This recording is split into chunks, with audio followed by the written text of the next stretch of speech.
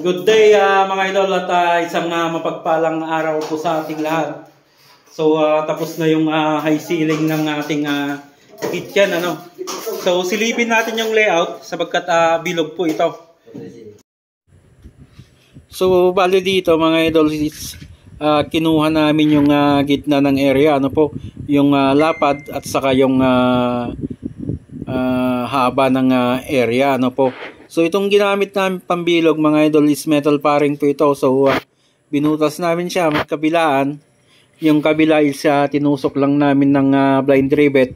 Then yung lapis na yan yung umiikot mga idol is nandun yung lapis na pinapaikot niya ano po.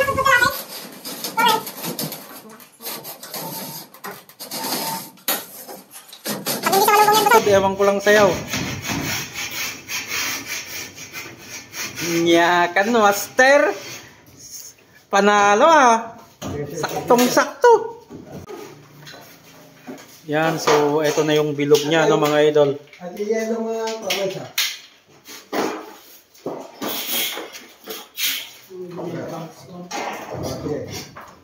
And then dito sa gitna mga idol is may bilog din tayo diyan.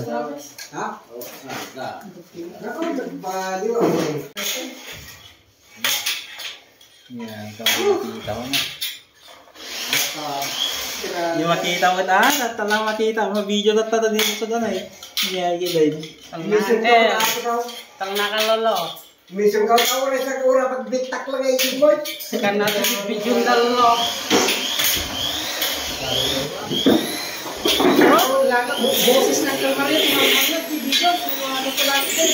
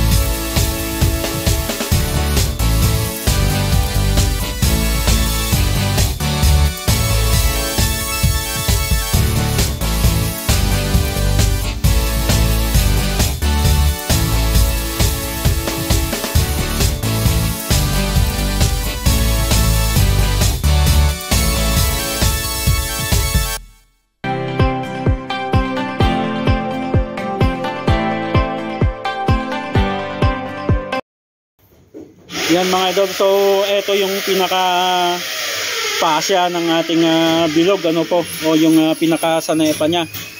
So ang ginagawa natin mga idol ay binasa natin ito para may bend natin siya ng maayos. Yan, binasa po namin ito. So sa luwang ng bilog pwede namang hindi basahin. Pero baka mabali lang ano mga idol. So mas maganda, binasa na lang po namin siya. Yan. Para mas maayos yung pagka-bend ng bilog niya.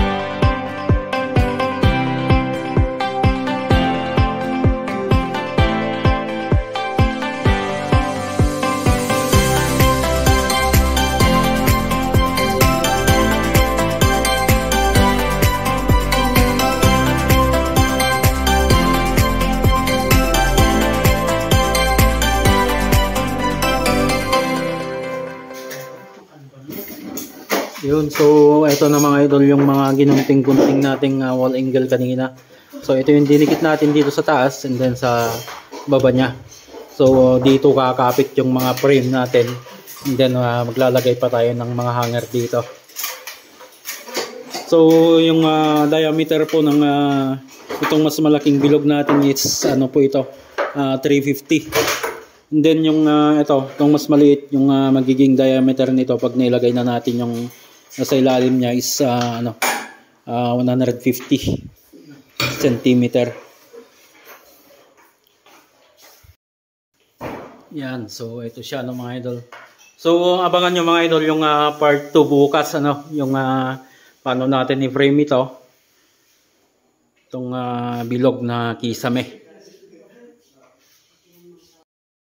Then i-update pa natin yung ibang part na natapos natin bukod dito mga idol. So nag-frame tayo dito, naglagay tayo ng mga hanger and then naglagay tayo ng board and then nilayout na natin tong bilog. Then itong isang design dito sa pinaka-receiving ng mga rooms is tapos na rin po yan. So ang gagawin dito mga idol is i-grind na lang yung mga himulmul niya and then lilihain natin ito para mas presentable na tingnan. Then dito sa part po ng TV console, tapos na rin po yung high ceiling niya. May design po ito. And then dito sa living area, may design din po ito. So abangan nyo yung mga design na gagawin po natin dito and then sa terrace. Okay mga idol, so yan muna yung update ng ating day 4 dito sa paggawa natin dito sa Barangay Cabuluan, Villaverde, Nueva Vizcaya. So maraming salamat po sa lahat ng feedback sa mga upload po natin dito. Okay. Hanggang dyan mga idol, lagi po tayong mag-ingat at God bless po sa ating lahat.